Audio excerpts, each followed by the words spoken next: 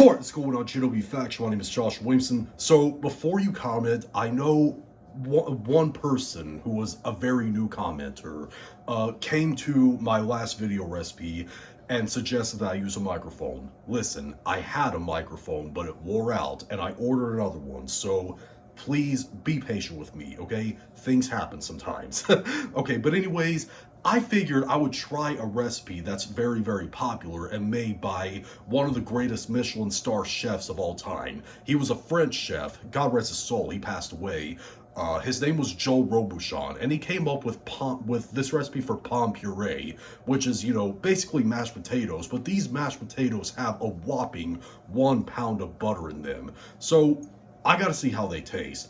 Anyways, let's get started. So to start off, I have 2 pounds of Yukon Gold potatoes in some ice cold water. Yes, I put ice in my tap water because my tap water doesn't get cold enough, I feel like.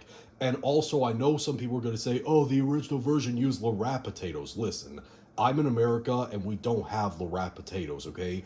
And it said that Yukon Golds were a good substitute. But anyways, 2 pounds of small Yukon Gold potatoes. I don't cut them or peel them because, it said, in the recipe that, when you just boil them whole and they're small potatoes, it's not going to be a big deal. And plus, you can also take the peel off much easier when you boil it first like that. But anyways, to that, I'm going to add 1 tablespoon of kosher salt. Then I turn my stove on high heat and I'm going to let the water come up to a boil. Once the water starts boiling, I turn the heat down to medium-low heat and I'm going to let it simmer for 25 to 30 minutes or until you stick a fork or a toothpick or a knife, whatever, into one of the potatoes, preferably the biggest one, and it goes in really easily. It's nice and soft all the way through. So the potatoes have cooked through. Now I'm going to let them sit on a colander that I drained the water through and let them steam off for a bit just so they're cool enough to handle for the next steps. And as you can see through the boiling, the skin comes off really easily like this just by rubbing it with your fingers.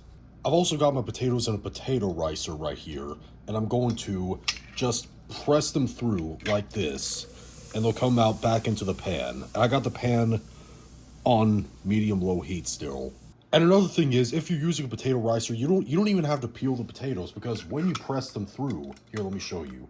When you press them through, all the inner potato goes in, and the skin gets left behind, as you can see right here. All right, I got all the potatoes riced. Now what I'm going to do is I'm going to just cook them over the medium-low heat, which this probably already happened while I was ricing them and taking all that time.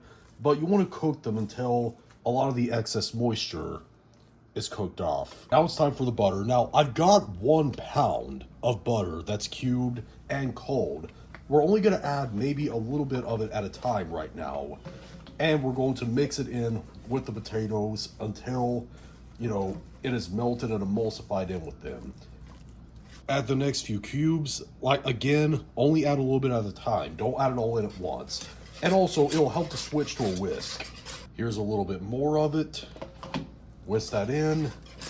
A little bit more of it. Whisk it in. And now I'm going to add the rest of it. And whisk that in until everything is, well combined, emulsified, and the butter is melted. Okay, now already before I try this, I want to say it does look a little bit too loose for me, but I'm still going to add, I have 1 cup of milk that I heated up in the microwave until it was very hot. And what I'm going to do is I'm just going to add a little bit, just a little bit right now. I don't want these too runny. That's the texture I'm going with. Now I'm going to season these potatoes with salt until they have the right amount of salt content that I'm happy with. They're salty enough for me to enjoy.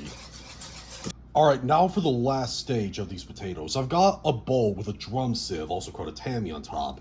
I'm gonna pour all the mixture in. And I'm just gonna keep stirring it like this until all of the potato mixture goes through. What this does is it makes the mash even smoother. And after I got all the potatoes through the tammy, I'm gonna sprinkle the top just with some freezer dried chives. That's my favorite thing to do with mashed potatoes. All right, and it's done. That was, a bit labor intensive with the, pushing it through the drum sieve part, but I'm gonna taste these and see how I feel about them. All right, here's a spoonful of it right here.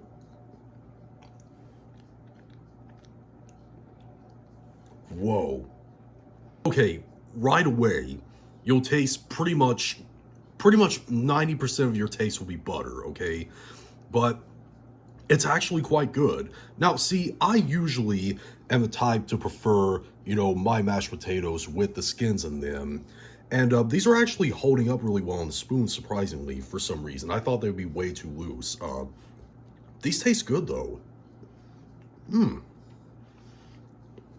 Not bad. Not bad at all. And texture-wise, it's extremely smooth, okay? Extremely smooth potatoes. It's a pomme puree. Uh, they taste good. They taste good.